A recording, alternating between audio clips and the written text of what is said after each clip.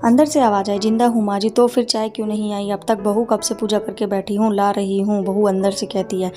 चाय के साथ भजिया भी ले आई। सास ने कहा, तेल का खिला खिला कर मारेगी क्या? बहू ने कहा, ठीक है माँ जी, ले जाती हूँ। सास ने कहा, रहने दे, अब बना ली तो खा लेती हूँ। सास ने भजिया उठाई और कहा, कितनी गंदी भजिया बनाई है तुमने।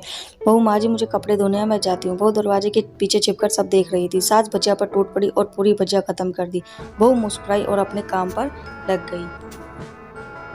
दोपहर के खाने का वक्त हुआ। सास ने फिर बहू को आवाज़ लगाई, कुछ खाने को मिलेगा? बहू ने आवाज़ नहीं दी। सास फिर चिल्लाई, भूखे मारोगी क्या? बहू आई, सामने खिचड़ी रख दी। सास गुस्से में, ये क्या है? मुझे इसे नहीं खाना, ले जाओ। बहू ने कहा, आपको डॉक्टर ने दिन में खिचड़ी खाने को कहा है, खाना तो पड़ेगा ही। सास मुँह बनाते हुए, हाँ तू तो मेरी माँ बन जा। फिर बहू मुस्कुराई और चली गई। आज इनके घर पूजा थी। बहू सुबह 4 बजे से उठ गई थी। पहले उसने स्नान किया, फिर फूल लाई, माला बनाई, रसोई साफ करी, पकवान और भोज बनाए। सुबह के 10 बज गए थे। अब सास भी उठ चुकी थी। अब पंडित जी के साथ भगवान के वस्त्र तैयार कर रही थी। आज ऑफिस से छुट्टी भी थी। उसके पति भी घर पर थे। पूजा शुरू हुई। सास चिल्लाई, बहू ये नहीं है, वो नहीं है। बहू दौड़ी दौड़ी आती और सब करती। अब दोपहर के 3 बज गए थे। आरती की तैयारी चल रही थी। पंडित जी ने सबको आरती के लिए बुलाया और सबके हाथों में थाली थी। जैसे ही बहू ने थाली पकड़ी, हाथ से गिर गई। शायद भोज बनाते हुए बहू ने तेल का हाथ साफ नहीं किया था। सारे लोग तरह तरह की बातें करने लगे। कैसी बहू है, कुछ नहीं आता, एक काम भी ढंग से नहीं कर सकती, ना जाने कैसी बहू उठा लाए हैं। सारे लोग तरह तरह की बातें करने लगे। कैसी बहू है, कुछ नहीं आता, एक काम भी ढंग से नहीं कर सकती, ना जाने कैसी बहू उठा लाई हैं। एक थाली की आरती भी नहीं संभाल सकी। उसके पति भी गुस्सा हो गए, पर सास चुप रही, कुछ नहीं कहा, बस यही बोल के छोड़ दिया, सीख जाएगी, सब सीख जाएगी धीरे धीरे। अब सबको खाना परोसा जाने लगा। बहू दौड़े दौड़े सबको खाना खिलाती है, फिर पानी लाती है। करीब 70-80 लोग हो गए थे। इधर 2 नौकर और बहू अकेली, फिर भी वह सारा काम खुद ही कर रही थी। बहुत ही अच्छे तरीके से संभाल लिया था। अब उसकी सास और कुछ आस पड़ोस के लोग खाने बैठे। बहू ने खाना परोसना शुरू किया।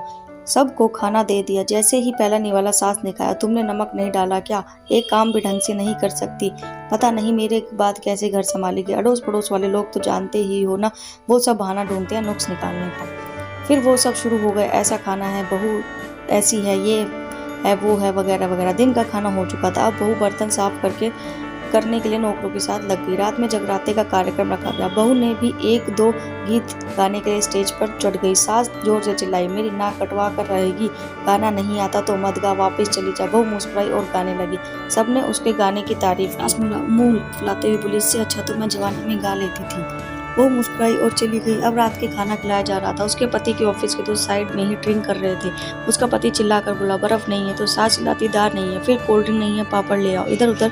आखिर में उसके पति की शराब गिर पड़ी उसके एक दोस्त पर और बोतल टूट गई। पति गुस्से में 2 झापड़ अपनी पत्नी को लगाते हुए कहता है, जाहिल कहीं के, देख कर नहीं कर सकती, तुझे इतना भी काम नहीं आता है, तुझे इतना काम भी नहीं आता है। सारे लोग देखने लगे। उसकी पत्नी रोते हुए कमरे की तरफ दौड़ पड़ी।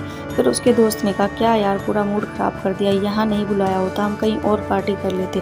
कैसी अनपढ़ गवार बहू रख रखी है तूने, उसे तो मेहमानों की इज्जत और काम करना तक नहीं आता, तुमने तो हमारी बेइज्जती ही कर दी है। अब सब पड़ोस की औरतों को और बहाना मिल गया था। वो कहने लगी, देखो क्या कर दिया तुम्हारी बहू ने, कोई काम नहीं ढंग का करती है। मैं तो कहती हूँ अपने बेटे की दूसरी शादी करवा दो, छुटकारा पाओ इस गवार से। सास उठी और अपने बेटे के पास जाकर उसे 2 थप्पड़ लगाए और कहा, अरे नालायक, तूने मेरी बहू को मारा, तेरी हिम्मत कैसे हुई, तेरी टांग तोड़ दूंगी। उसके बेटे के दोस्त सब कुछ कहने ही वाले थे कि उसकी माँ ने घूरते हुए कहा, चुप, बिल्कुल चुप हो जाओ, यहाँ दारू पीने आए हो, जबकि पता है आज पूजा है और पार्टी करनी है तुम्हें।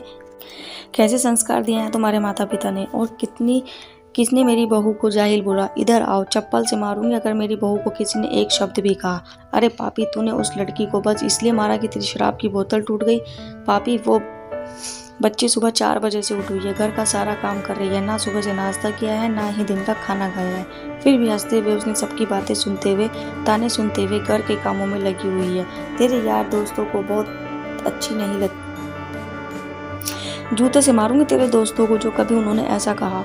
उसके यार दोस्त चुपके से खिसक लिए। अब सास बहू के कमरे में गई और बहू का हाथ पकड़कर प्यार से सबके सामने कहने लगी, किसने कहा था मेरी बहू को घर से निकाल दो और दूसरी बहू ले आना, जरा सामने आओ। कोई सामने नहीं आया। फिर सास ने कहा, तुम जानती भी हो इस लड़की के बारे में, ये मेरी माँ भी है और मेरी बेटी भी है।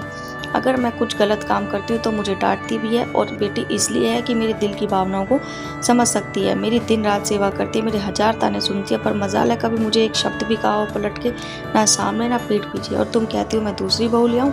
याद है ना छुट्टियों छुटकी की दादी अपनी बहू की कर दो, तो सास ने गुस्से से पड़ोस की महिला को कहा, अभी पिछले हफ्ते ही तुम्हारी मियाँ बीबी भूखे छोड़ घूमने चले गए थे। मेरी इसी बहू ने 7 दिन तक तुम्हारे घर पर खाना पीना, यहाँ तक कि तुम्हारे पैर दबाने जाती थी, और तुम इसे जाहिल बोलती हो। जाहिल तो तुम सब हो जो कोयले और हीरे में फ़र्क नहीं जानते हो। अगर आइंदा मेरी बहू के बारे में किसी ने एक लफ्ज़ भी कहा तो मुझसे बुरा कोई नहीं होगा, क्योंकि ये मेरी बहू नहीं मेरी बेटी है। बहू सिसकियाँ लेते हुए फिर कमरे में चली गई। सास ने एक प्लेट उठाई और भोजन परोसा, बहू के कमरे में खुद ले गई। सास को भोजन लाते देख बहू ने कहा, अरे माँ जी आप क्यों लेकर आ रहे हो, मैं खुद ही ले लेती। का डर मत, इसमें जहर नहीं मिलाया है, मार नहीं डालूंगी तुझे।